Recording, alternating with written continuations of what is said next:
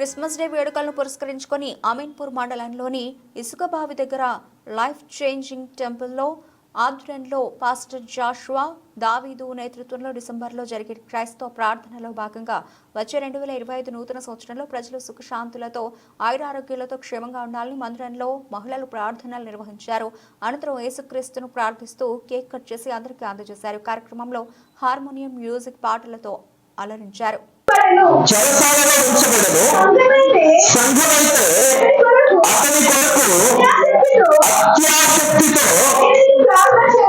దేవునికి ప్రార్థన చేయించుండను. ఏ నామంలో ప్రార్థన చేయాలి? భూమి మీద ఏ ఒక్కరు ప్రార్థన చేసినా వాళ్ళు ఉపయోగించవలసిన నామం యేసు నామమే. ఎందుకంటే యేసే మార్గం కాబట్టి, యేసు మార్గం. అయితే వీళ్ళందరూ ప్రార్థన చేస్తున్నారు. ఏం జరిగింది?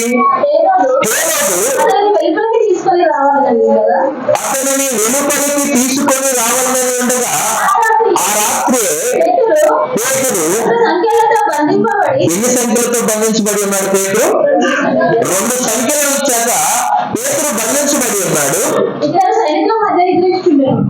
సంఖ్యలు మాత్రమే కాదు, 2 సైనికులు పేతురికి అటవ పక్క ఇటవ పక్క ఇద్దరు పెట్టేసి వారి మధ్యలో పేతుని 2 సంఖ్యల చేత బంధించి ఉంచారు. మరియు కావలి వారు తలుపు ఎదుట చెరసాల కాచుకొనిచుండేది. వీళ్ళిద్దరు సైనికులే కాదు, 2 సంఖ్యలే మాత్రమే కాదు, ఆ డోర్ ఒకటి పెట్టి ఆ డోర్ దగ్గర కావలి వారిని కూడా పెట్టారు, పేతురు బయటికి వెళ్ళిపోకుండా. అయితే సంఘం ఏం చేస్తుంది?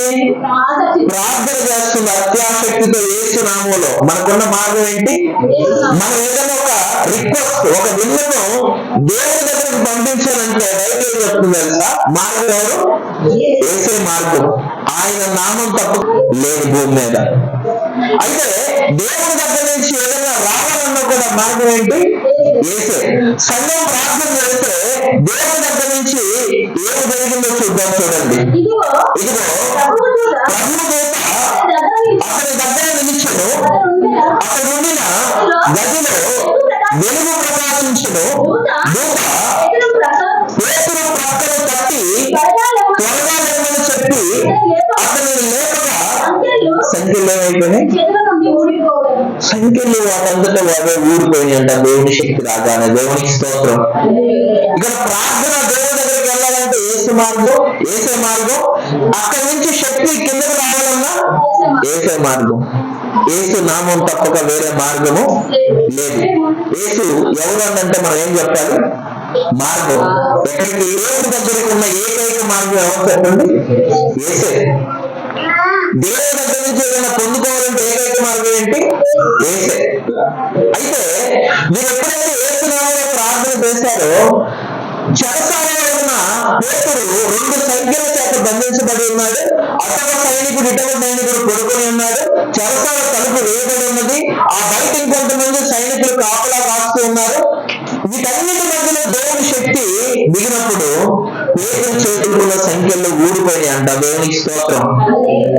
దేవుని దూత వచ్చి పేతురు పక్కన తట్టి లేపి చెరసాల దాటించి బయటకు తీసుకొస్తూ ఉంటే ఒక్కొక్క డోరు దాని అంతకంటే ఓపెన్ అయిపోతా ఉంది. దేవునికి స్తోత్రం.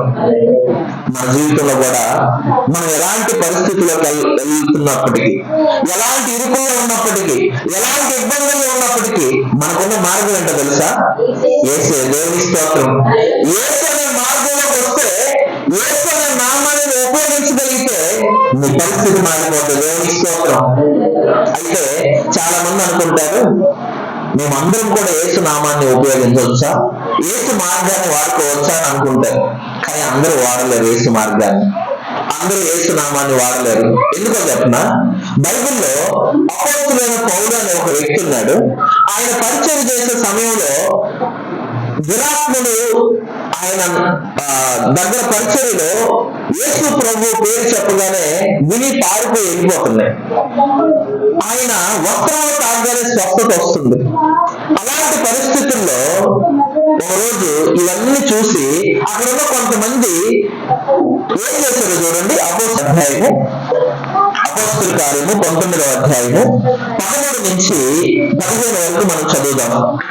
అప్పుడు దేశ సంచారులను మాంత్రికులైన కొందరు యూదులు పౌలు ప్రకటించు యేసు తోడు మిమ్మల్ని ఉచ్చారణ చేయుచున్నానని మాట చెప్పి దయ్యములు పట్టిన వారి మీద ప్రభువైన యేసు నామమును ఉచ్చరించుటకు, ఇందాక మనం అనుకున్నాం కదా, ఏదన్నా దురాత్మను వెళ్ళగొట్టాలంటే మనకున్న మార్గం ఏంటి? యేసు. అందుకే మనందరం యేసు నామములో అని గర్జిస్తూ ఉంటాం. అయితే పౌలు గర్జిస్తుంటే దురాత్మలన్నీ వెళ్ళిపోతున్నాయంట. అది చూసి కొందరు మాంత్రికులు, అక్కడ ఉన్న కొంతమంది దురాత్మలు పట్టిన దగ్గరికి వెళ్ళి పౌలు ప్రకటించుచున్న ఆ యేసు నామములో అని గర్జించారంట. ఎవరు? పౌలు కాదు, వేరే వాళ్ళు, మాంత్రికులు, పౌలు ప్రకటించే విశ్వాసంలో లేని వారు, పౌలు ప్రకటించే యేసుని తెలియని వారు, పౌలు ప్రకటించే మార్గంలో లేని వారు, వేరే వాళ్ళు పౌలు ప్రకటించే యేసు నామములో అని గర్జిస్తుంటే ఏం జరిగింది? యూదుడైన ఒక ప్రధాన యాజకుడి కుమారులు లేఖకులు అలాగే చేయించింది. అందుకు దయ్యం ఏం చెప్తుంది? ఇక్కడ నువ్వేదో చెప్తున్నావు కదా పేరు, ఆ యేసు నాకు తెలుసు.